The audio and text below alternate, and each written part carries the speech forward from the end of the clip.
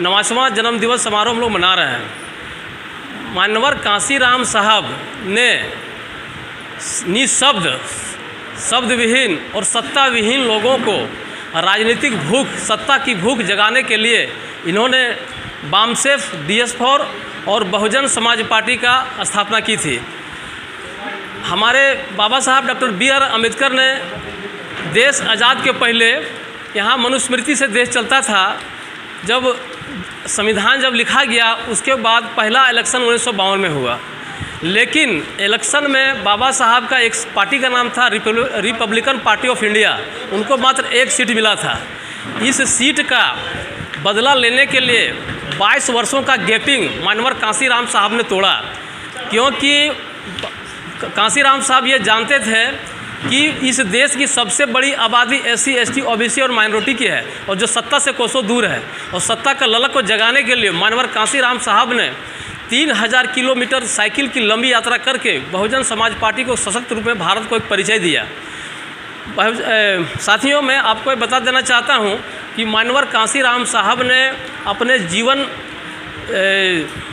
जीवन में बहुत ही कठिनाइयों और दुख को झेलते हुए बहुजन समाज पार्टी को मजबूत किए।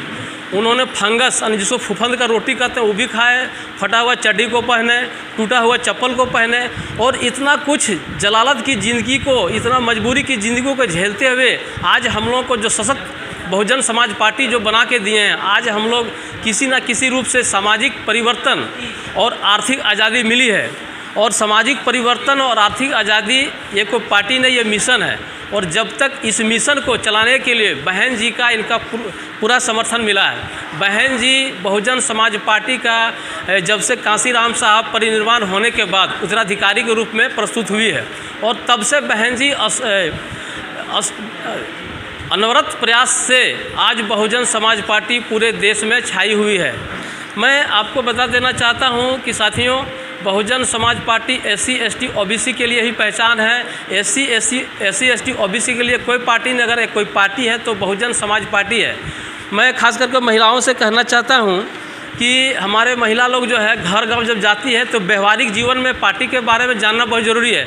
हमारी घर के जो माता बहनें हैं वो शिव चर्चा पर ज़्यादा फोकस करती है, शिव चर्चा पर ज़्यादा ध्यान देती है, लेकिन मैं कहता हूं कि आप लोग भीम चर्चा पर ध्यान दीजिए, भीम चर्चा कीजिए। अब भीम चर्चा कैसे होगा भाई? अगर आप थोड़ा सा भी एंड्रॉयड और बड़ा मोबाइल रखते हैं तो सोशल मीडिया से जुड़िए, पढ़े लिखे हैं तो पेपर पढ़िए, बहुत तरह का चीज़ है आजकल जानने के लिए। संगठन से, ग्रुप से जुड़िए, और जो भी बहुजन समाज पार्टी के जो भी बात बताने लोग जाते हैं, कार्यकर्ता लोग, जो भी सिपाही लोग हैं, उनकी बातों को ध्यानपूर्वक सुनिए। और हम लोग जो संकल्प है बार बार बोलते हैं कि मानवर साहब का सपना साकार करना है, मानवर बाबा साहब का सपना को साकार करना है, तो बाबा साहब और मानवर साहब का सपना कैसे साकार होगा? दो बात से सपना साकार हो सकता है, या तो हम पूरे रूप से शिक्षित होंगे, या तो फिर वोट देना हम सीख जाएंगे। ना हम पूर्ण रूप से शिक्षित हो पा रहे हैं, ना वोट देना जा रहे हैं। मानवर कांसीराम साहब और बाबा साहब कहना था कि बिखरा हुआ समाज और बिखरा हुआ परिवार ये कभी शासक नहीं बन सकता, लेकिन संघर्ष करके हम दूसरों को शासक जरूर बना सकते हैं। और जब तक हम लोग एक झंडा, एक नेता और एक निशान के नीचे नहीं आएंगे, हम लोग कभी भी सत्ता सुख का नहीं ले सकते हैं। इसलिए अगर बहुजन समाज पार्टी को अगर हाथ मजबूत करना है, बहन जी के हाथों को मजबूत करना है, तो हम लोग आने वाला लोकसभा चुनाव और विधानसभा चुनाव में हाथी छाप पर ही बटन दबाएं। इसके साथ मैं अपने वाणी को विराम देता हूं। जय भीम, जय भारत।